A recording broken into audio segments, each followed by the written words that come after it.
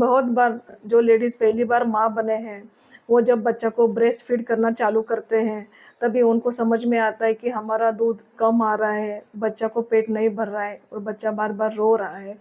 तभी वो उनके मन में प्रश्न पड़ता है कि हमको क्या करना चाहिए? ऐसी कौन-सी चीज़ खाना चाहिए जिसकी वजह से हमारा ब्रेस्ट मिल्क ज़्यादा हो?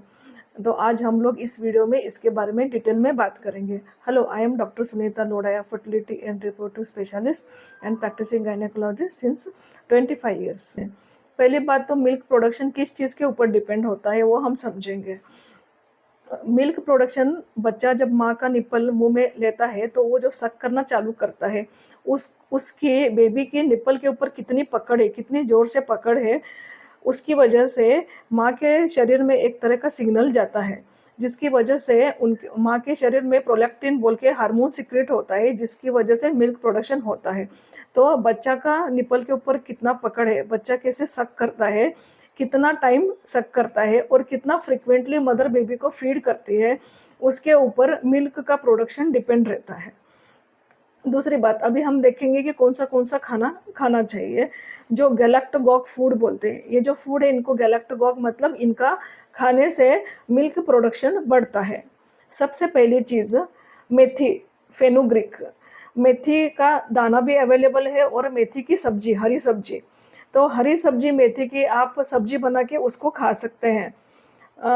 और दूसरा मेथी का दाना, ये दाना ड्राई दाना जो रहता है उसको आप रात को सोख करके रख सकते हैं और सुबह वो फूलने के बाद में वो दाना आप खिचड़ी में, पुलाव में, किस में भी यूज़ कर सकते हो।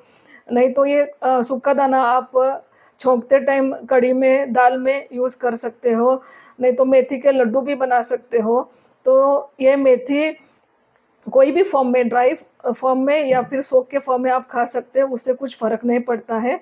जनरली 1 से 2 चमचा एक दिन का मेथी का खाना एडवाइजेबल रहता है। फिर शेपू, सुवा सब जिसको बोलते हैं, डिल इसको सीड्स भी रहते हैं और सब्जी भी रहती है, जिसको कन्नड़ में सबास्की कहते हैं।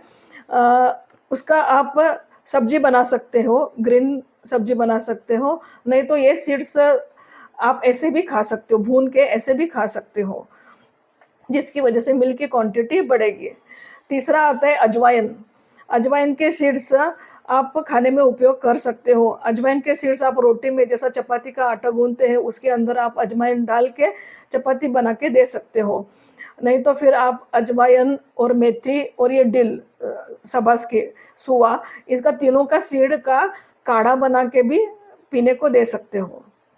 फिर पॉपी सीड्स, खसखस is one of the major micronutrients supplementation. खसखस की वजह से मिल्क प्रोडक्शन काफ़ी लेवल तक बढ़ सकता है। ये it is a rich source of micronutrients. तो खसखस, पॉपी सीड्स जिसको बोलते हैं, उसका आप लड्डू बना के दे सकते हो या पॉरिज जैसा खीर या गंजी जैसा बना के आप उसको दे सकते हो। या आप कोई सब्जी बनाते हो, उसकी ग्रेवी बनाते हो, तो ग्रेवी के अंदर आप खसखस डाल सकते हो। फिर आता है गार्लिक, लहसुन।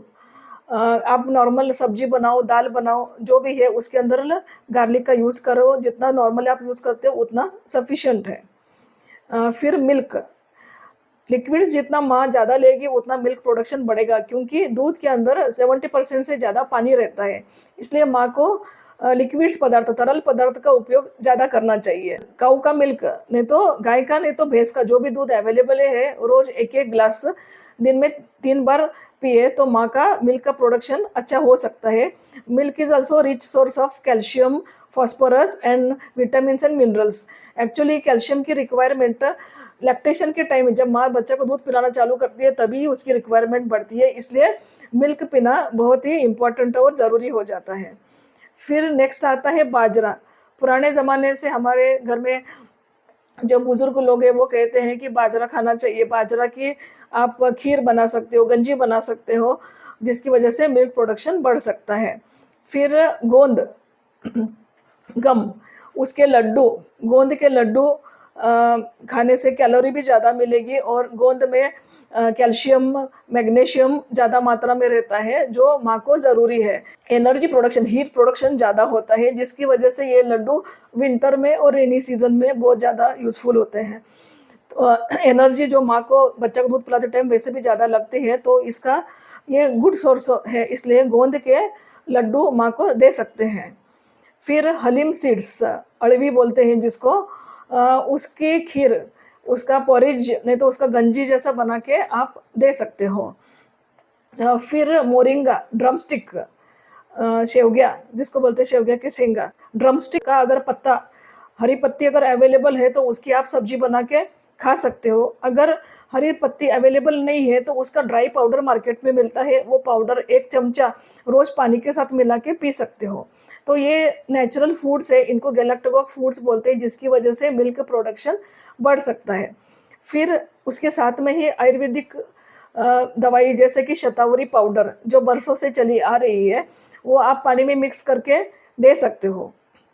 फिर एलोपैथी मेडिसिन जैसा कि हम डोमपेरिडोन कहते हैं, वो टैबलेट भी देने से मिल्क का प्रोडक्शन बढ़ जाता है।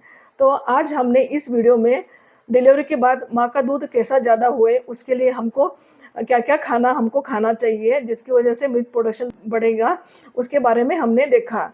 ऐसे ही हम गायनेक, प्रेगनेंसी, इनफर्टिलिटी और डिलीवरी के रिलेटेड वीडियो रेगुलरली अपलोड करते रहेंगे। आप उनको ज़रूर देखिए।